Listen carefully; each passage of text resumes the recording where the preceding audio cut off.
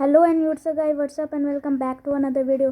Guys आज के video को कुछ ज़्यादा ही धमाल होने वाले, क्योंकि गाइज आप इस चैनल को लाइक कर दे, शेयर कर दे और सब्सक्राइब कर दे, ताकि मिलने वाली और भी लेटेस्ट अपलोड आप हमारे सबसे पहले देख सकें। और कमेंट करके भी जरूर बताएं कि आपको वीडियो कैसी लगी। तो चलिए आज की वीडियो हम लोग शुरू करते हैं।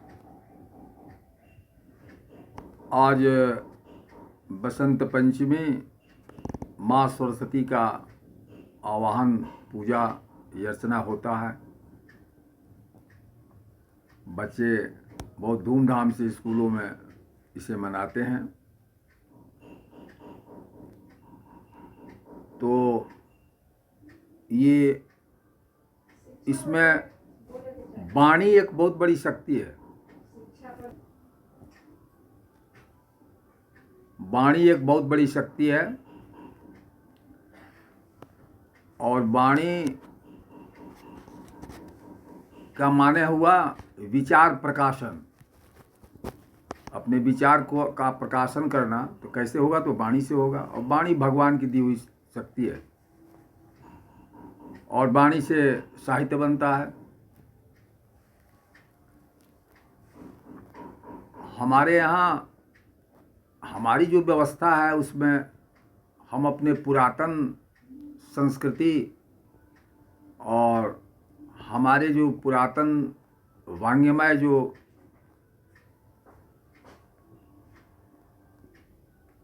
गीता, रामायण, महाभारत, उपनिषद, इसका तो पढ़ाई ही समाप्त कर दिया गया। एक तरह से मैं कहूँ कि वो एक विदेशी आक्रांता था जो नालंदा विश्वविद्यालय में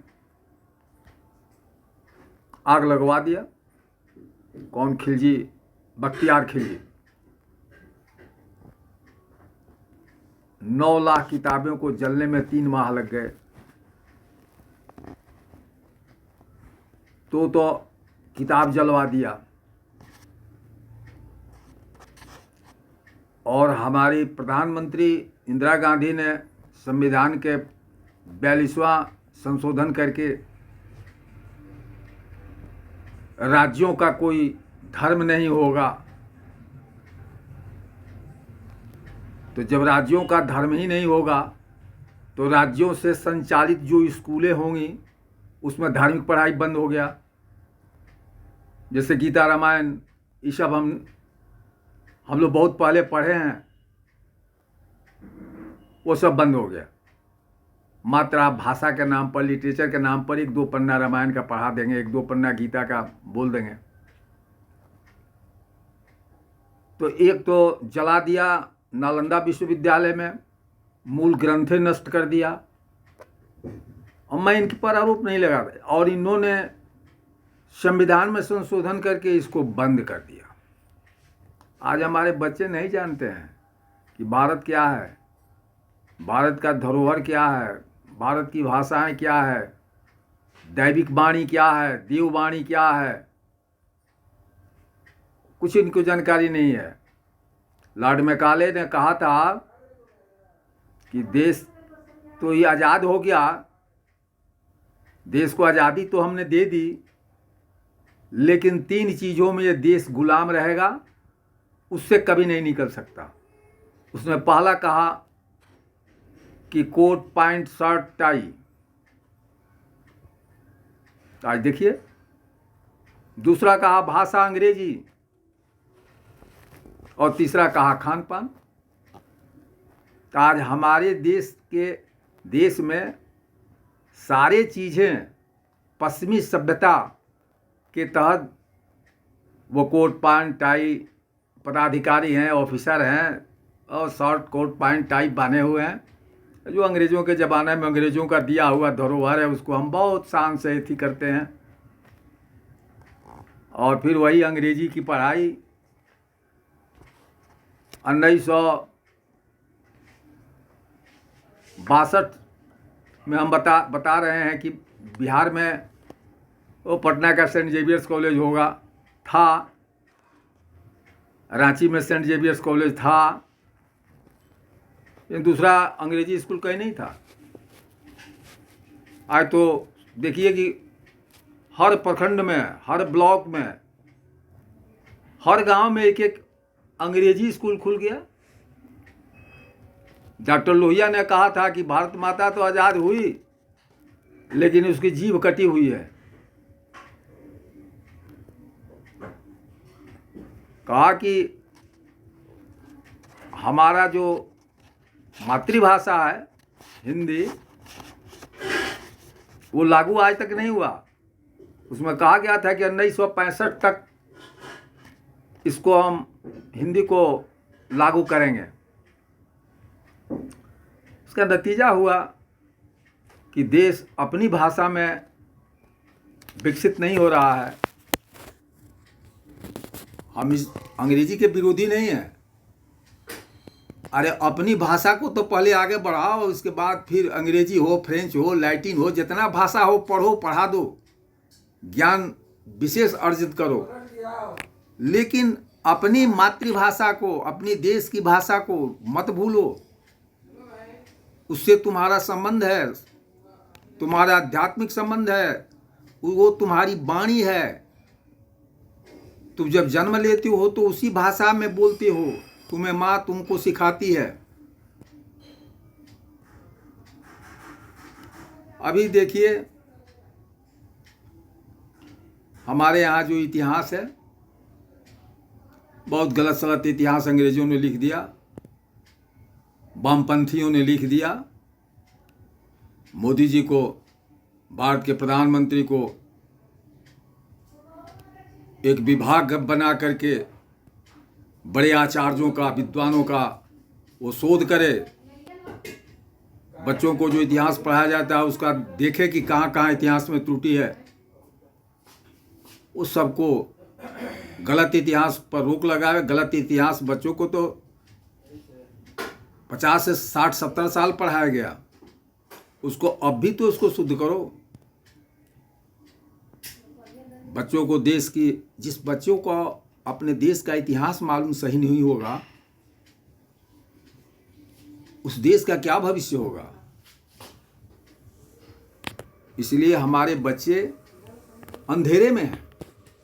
और एक तरफ संविधान में तू बना दिया कि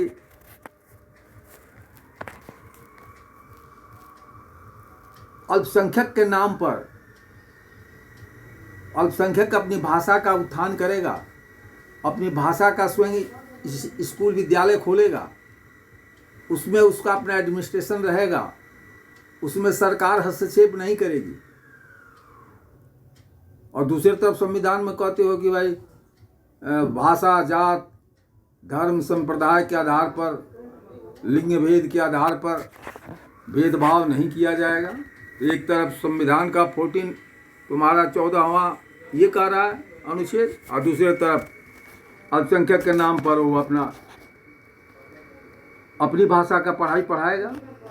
तो एक तरफ देश में अल्पसंख्यक के नाम पर वो समुदाय अपनी भाषा को पढ़ा रहा है, और दूसरी तरफ 42 अमेंडमेंट करके ये बना दिया कि राज्यों का कोई धर्म नहीं है, तो राज्य संचालित स्कूलों में वो भाषाएं बंद हो गई। हिंदू, जिसमें बच्चे हिंदू के पढ़ते हैं। तो ये बड़ी विडम्बना है। मैं भारत के गृह मंत्री को, मैं भारत के एजुकेशन मिनिस्टर को, खास करके एजुकेशन मिनिस्टर को कहूँगा कि वो तो पहले बड़े स्पोकमैन थे भाजपा के, टेलीविज़न पर आते थे। अब उनका क्या होगा? शिक्षा मंत्री बन गए, स्पोकमैन वाली सब खत्म हो गई। वो देखते नहीं कि इतिहास कितना गलत इतिहास पढ़ाया जा रहा है। मैं इस बसंत पंचमी, सरस्वती पूजा के अवसर पर ये बात कर रहा हूँ। अभी से ही भारत सरकार इस पर दृढ़ता से इस पर एक्शन ले, और लेकर के बिहार के, मैं मुख्यमंत्री नीतीश कुमार जी को भी कहता हूँ, बिहार के और जो भाजपा संगठन के लोग हैं जो सरकार में हैं, उनको भी कहता हूँ कि राम मंदिर तो ठीक है, भगवान का ऐति है, राम बहुत ऐतिहासिक पुरुष थे, मर्यादित पुरुष थे, मर्यादा का पालन किए, वो बन रहा है, बहुत बड़ी चीज़ है। लेकिन इसके बाद भी और सब है, उसको भी देखिए। उसको सुधारिए, नहीं तो नया जनरेशन जो चल रहा है वो वही गलत इतिहास पढ़ेगा, उसके दिमाग में गलत बात होगा। उसको जल्दी सुधार कीजिए नई शिक्षा नीति के तहत, और शिक्षा के बारे में जांच लीजिए। ये शिक्षा का सरकारीकरण आपने कर दिया। जैसे लेनिन के बाद रूस में स्टालिन आया, तो स्टालिन के ज़माने में वहाँ के इतिहासकारों ने स्टालिन का इतिहास पढ़ाया और स्टालिन को भगवान कह दिया। स्टालिन जब मर गए तो इतिहास बंद हो गया। जो भी सरकारें आती हैं वो अपना तरह से इतिहास बनाती है और उसको बच्चों को देती है पढ़ने के लिए। इतिहास का अर्थ होता है जो बीता हुआ है वो इतिहास है, जो सरकार बनाती है वो इतिहास नहीं है। तो यहाँ यही काम चल रहा है 50-60 वर्षों से। तो इतिहास को शुद्ध करो, इतिहास को सही करो और बच्चों को सही दिशा दो। संविधान के तरफ में एक रूपता जो है 14वां अनुच्छेद, उस पर अमल करो और एक रूपता, लिंग, भाषा, भेद, जाति के आधार पर भेदभाव नहीं किया जाएगा, भाषा पर नहीं किया जाएगा, तो उसको लागू करो। मोदी जी आप प्रधानमंत्री तो बहुत हुए, अब तो ऐसा हो गया है कि पूछा जाए बच्चों से कि भारत के कितने प्रधानमंत्री हुए तो हम समझते हैं कि 1-2 प्रधानमंत्री, जवाहरलाल नेहरू, इंदिरा गांधी, और इसके बाद मोदी जी का नाम आएगा। अब सभी प्रधानमंत्रियों का नाम भी बच्चों को याद नहीं होगा। इसलिए आप हैं तो आप से बड़ी हम लोगों को बड़ी आशा है कि आप इन सब चीज़ों को सुधार करने के लिए आए हैं। इसको सुधार कीजिए, ये आपका कीर्ति रहेगा, ये आपका कीर्ति स्तंभ रहेगा। आने वाले समय में भी ऐतिहासिक प्रधानमंत्री के रूप में आप जाने जाएंगे, रिफॉर्मर कहे जाएंगे। एक ऐसा प्रधानमंत्री जो भारत को रिफॉर्म किया, नए भारत का रूप दिया। आप इसको करें। माँ सरस्वती आपको ये आशीर्वाद दे, आपको विद्या दे, बुद्धि दे, आगे बढ़ाए। धन्यवाद। सो गाइस आज के लिए बस इतना ही। मिलते हैं अगली वीडियो में। तब तक के लिए bye and stay frosty. And guys आप हमें इंस्टाग्राम, ट्विटर और हमारे फेसबुक पेज को लाइक करें और शेयर करें और आप हमारे चैनल को सब्सक्राइब ज़रूर कर दें। तब तक तो हम लोग चलते हैं, मिलते हैं अगली वीडियो में कल, और bye bye at stay Frosty.